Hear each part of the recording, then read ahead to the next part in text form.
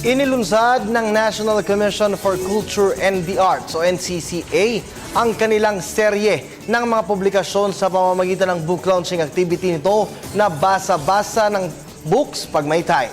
Dumalo sa nasabing okasyon ang mga tanyag na manulat at pambansang alagad ng sining para sa panitikan na si F. Shonil Jose at Bienvenido Lumbera.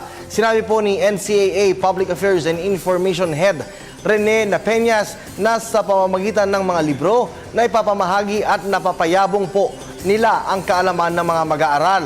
Lalo pat nakapaloob na ngayon sa K-12 curriculum ang mga asignaturang ukol sa mga katutubo, sining at kultura.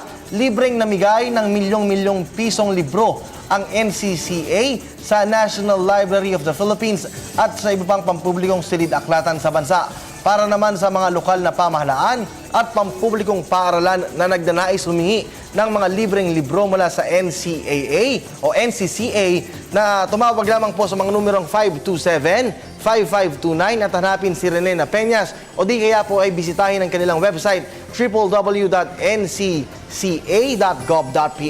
Samantala, ibinibenta rin ng NCCA ang kanilang mga publikasyon sa pribadong sektor.